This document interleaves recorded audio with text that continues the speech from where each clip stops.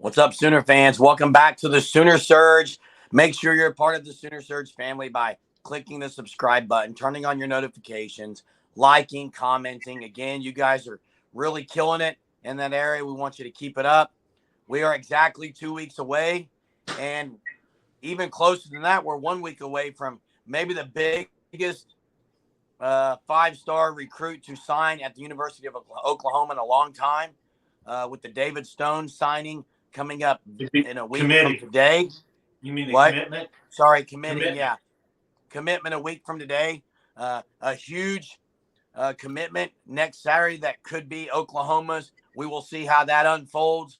But we're here today on the lunchtime talk about who has maybe been the biggest five-star dud in the University of Oklahoma recruiting history. There's talk that obviously David Stone is not going to be that. David Stone seems to be every bit what the ratings are saying about him. I think in the world of recruiting, guys, the rankings have done a better job in the last few years of judging talent, maybe than they did years ago, Jay, when we were growing up watching Sooners. So we'll open it up, and I'll start. I'll start with my biggest five-star or biggest recruit flop in Oklahoma history. And I'm going to say a name that maybe many don't know. It's Jeremy Calhoun, running back out of the Texas high school football realm, was compared to Adrian Peterson, going to be the next Adrian Peterson. Think he ended up going to Angelo State or something after he left OU after a couple of years. Did have a knee injury his sophomore season, but really never got much on the field. Had one good game, played behind DeMarco Murray and Chris Brown, I think. Anyway, did not live up to the hype at all as a five-star recruit in 2008. Yeah, I'll go next. And I think most Sooner fans will know this name, and when they hear it, maybe they cringe. But Rhett Bomar, guys. Rhett Bomar was highly, highly touted to be just the absolute stud at quarterback. And so he just, he played, but he just never developed into that guy. And he had some issues off the field. And then I believe, if I remember right, I believe some his dad made comments. I think it was just a big old mess with Rhett Bomar. And, I remember when he signed with OU, personally thinking, like, this is going to be huge. He's going to be a stud for OU. And just didn't ever pan out at all. And when you talk about guys that, when you call them duds and stuff, it's almost like guys that are highly recruited out of high school that just don't even pan out to be much in college. And there's a lot of names you could throw in there. I mean, even the guy recently, guys, the defensive end, Clayton Smith. So highly recruited, but just never really got to that level at OU.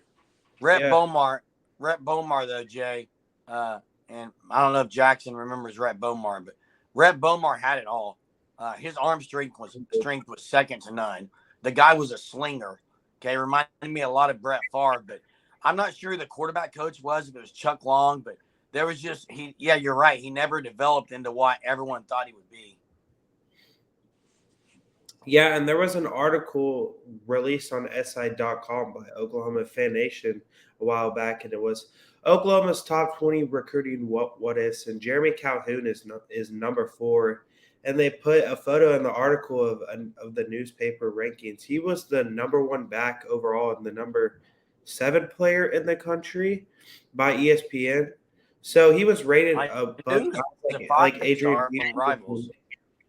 Yeah, and he was rated above guys like DeMarco Murray and Adrian Peterson. What about you, Jackson? Who are you going crazy? See, this is tough because, I really only remember back so far, unlike you guys, because I'm still pretty young. But to me, the guy above all that I'm going to have to go with is Jaden Hazelwood. And part of that is due to his injuries, and I know that maybe held him back some. And then I also think there's also an argument for all 3 of those receivers in that class, too, with Hazelwood, Weiss, and Trajan Bridges. None of them pan out to their ceiling. Like, they were the top. They were all 3 of them were top 5 receivers in the country.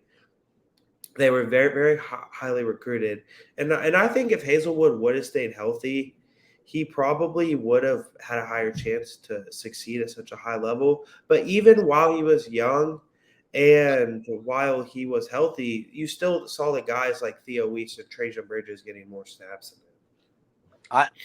I think Theo Weiss is going to do pretty good at Missouri, honestly. Theo Weiss and Hazelwood both had really things that happened to them as far as injuries that were not caused by themselves. Trajan Bridges, on the other hand, brought it upon himself. It was a disappointment. All three of these guys were super talented. I think we are going to see some good things from Weiss at Missouri this year, though. Yeah, I wouldn't. I understand, Jackson, what you're saying about that class. That class was so highly touted at receiver. Yeah. It was unreal. I mean, it was unreal. I would say Theo Weiss and Hazelwood probably didn't live up to their hype, but I wouldn't call them a dud. I think they played okay, pretty well. You know who I would put maybe in that same category would be Bookie. Oh, do you remember the hype around Bookie? Bradley Hiles, yeah. Bookie was the high. I mean, he was. And Lincoln finally got a defensive. They finally got a defensive five-star, and just didn't pan out. But go ahead, Jeremy. I was going to say what I said opening this about how these recruiting sites seem to be doing better at judging talent. I don't know what they saw in Bookie to give him 5 stars. I'm serious. Well, his size wasn't there. No. What was it? I mean, I don't know. Like, I've never gone back and watched his high school film, but obviously Lincoln Riley loves him because he's now a graduate assistant at USC coaching.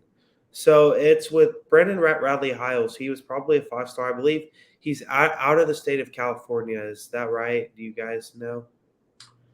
I believe I have to look it up, though. I'm not sure. It was either California or Washington area. I don't remember. Yeah. But just like you said, Jeremy, you don't understand the hype. And we've seen it a lot. Like under Alex Grinch, there were so many guys that didn't pan out. For example, another safety that comes to mind is Bryson Washington. He was very, very highly recruited. And he was a guy that just never got on the field at Oklahoma. And we saw that a lot with Grinch and Riley, right? They could get some pretty highly talented guys, but they could never develop them. Yeah, and you think about it.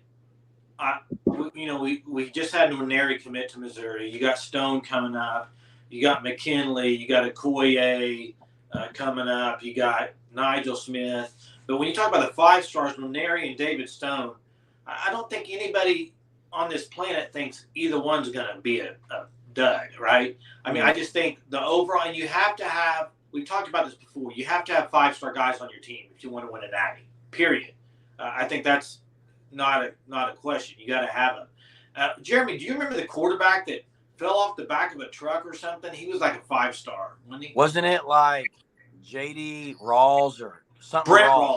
Brent Rawls. Yeah, maybe some of our viewers comment on him. I mean, he was a stud too. He was supposed to be an all-world, and he just flopped. I just remember him riding on the back of a truck or something.